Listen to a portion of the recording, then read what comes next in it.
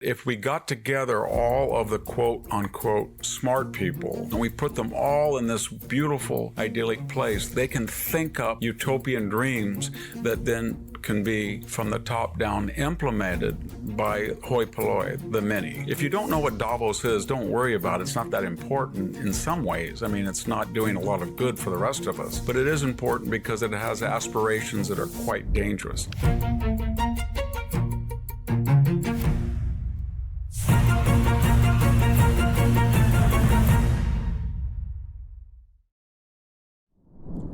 Hello, I'm Victor Davis Hanson for the Daily Signal. This is the week of the inauguration of Donald Trump, but it also coincides not just with Martin Luther King's birthday on the same day as the inauguration, but also the meeting of the world's elite at Davos, Switzerland, lorded over by 86-year-old Klaus Schwab, who created this organization. If you don't know what Davos is, don't worry about it. It's not that important in some ways. I mean, it's not doing a lot of good for the rest of us. But it is important because it has aspirations that are quite dangerous. Basically, its premise is that if we got together all of the quote-unquote smart people, those are people who have letters after their name, or they live in the right zip codes, or they're wealthy, or they're professors, or they're key government officials, and we put them all in this beautiful, idyllic place, they can think up utopian dreams that then can be, from the top down, implemented by hoi polloi, the many. And they have actual disgust for elected governments, because you see, elected governments make mistakes in their view. They elect people and then they do the wrong thing. They have these 19th century borders. They believe in legal-only immigration. They don't believe in redistribution of money. They believe in free market capitalism. They are opposed to diversity, equity, and inclusion. And they don't want to put mandates on corporations, ESG, about the environment and social questions and governance questions. They let the market adjudicate, which you can't do.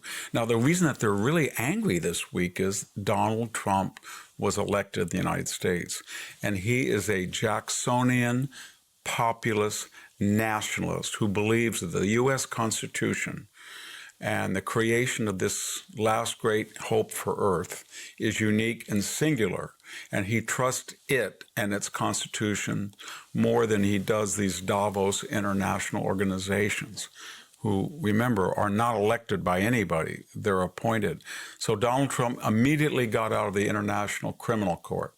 This was an international body that, if implemented in the case of the United States fully, it would say that a major or colonel in the United States could be prosecuted if he issued an order that they felt was inhumane. He got out of the World Health Organization. That was pretty much a Chinese-dominated world organization that functioned during the COVID crisis, largely with the help of Anthony Fauci and Peter Daszak, to suppress the truth that that virus was created in the Wuhan lab. May or may not have been a biological weapon, may or may not have escaped naturally by mistake. But in any case, Donald Trump poses a threat to the Davos crowd. And more importantly, his threat is amplified because it works. People who have followed the model of Milton Friedman and free market economics in Europe, in Eastern Europe, in Argentina, and the United States are doing very well. When the EU was created, its GDP was almost 25 years ago the same as the United States. And then it started to implement these Davos-like issues and laws and policy. And now it has almost a little more than half the GDP of the United States, and only about 60% of the per capita income.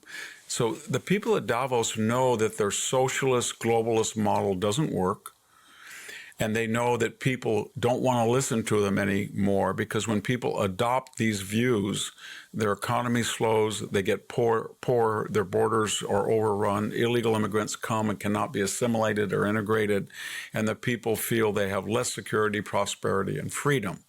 And rather than addressing those concerns, and so having at Davos, why is Donald Trump being elected. Why was Milley? Maybe we can learn from these people because they represent elections and freedom. No, it's Donald Trump. How dare you say this? Milley is wrong.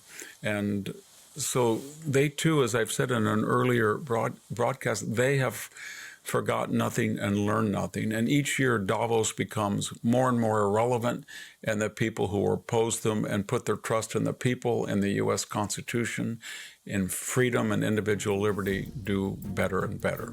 Thank you very much. It's Victor Davis Hanson for the Daily Signal. Thank you so much for tuning in today. Please subscribe to the Daily Signal for our next episode.